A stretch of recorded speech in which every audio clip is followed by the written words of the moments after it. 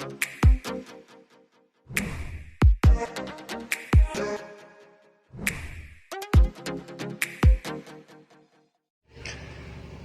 Hello வணக்கம், welcome back to லவ்னே Sudhakar's kitchen. இன்றைக்கி நம்ம சேனலில் பார்க்க போகிறது பார்த்திங்கன்னா சிக்கன் பக்கோடா. இது எப்படி செய்யறதுன்னு நம்ம பார்க்கலாம். ஃபஸ்ட்டு பார்த்திங்கன்னா இஞ்சி பூண்டு பேஸ்ட் ஒரு 2 ஸ்பூன் போட்டுக்கலாம்.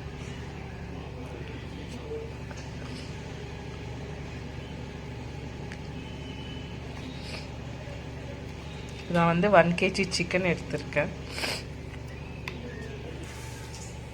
நெக்ஸ்ட் வந்து நம்ம சில்லி பவுடர் ஆட் பண்ண போகிறோம், ஒரு 2 டீஸ்பூன்.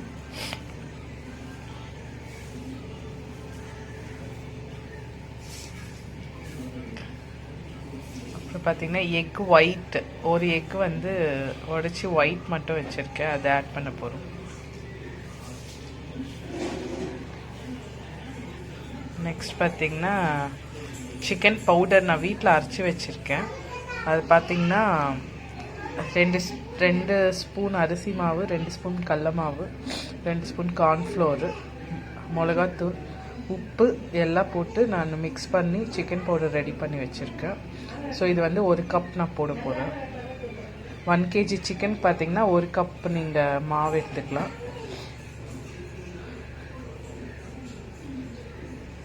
இதில் வந்து சால்ட்டு நான் ஆட் பண்ணியிருக்கேன், பத்தலைன்னா நம்ம கூட கொஞ்சம் சால்ட் கூட ஆட் பண்ணிக்கலாம். ஸோ கொஞ்சமாக மஞ்சள் தூள் போட போகிறோம் இப்போது.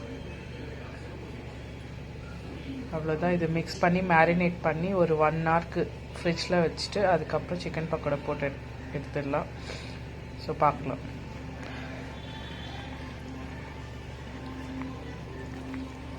இப்போ பார்த்திங்கன்னா நம்ம புளிப்பு தன்மைக்காக ஒரு 2 ஸ்பூன்ஸ் ஆஃப் வெனிகர் வந்து ஆட் பண்ணுறோம். இதில்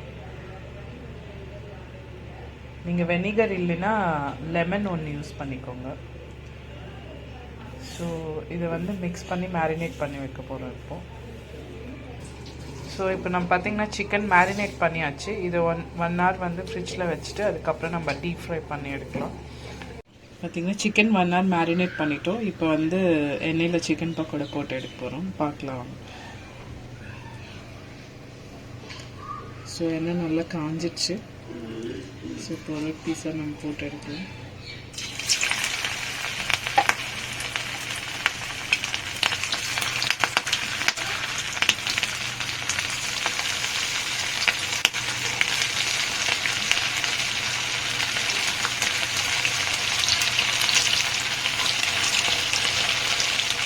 மீடியம் ஃப்ளேமில் வச்சுக்கோங்க.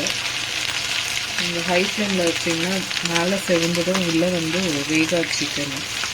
கொஞ்சம் மீடியம் ஃப்ளேமில் வச்சுட்டு ஒரு கொஞ்ச நேரம் நல்லா ஃப்ரை பண்ணிட்டு எடுத்துருங்க.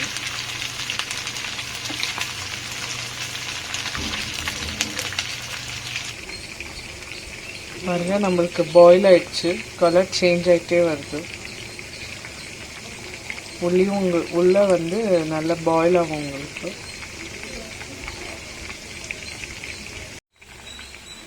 பாருங்கள், நம்ம சிக்கன் பக்கோடா வந்து நல்லா ஃப்ரை ஆகிடுச்சு.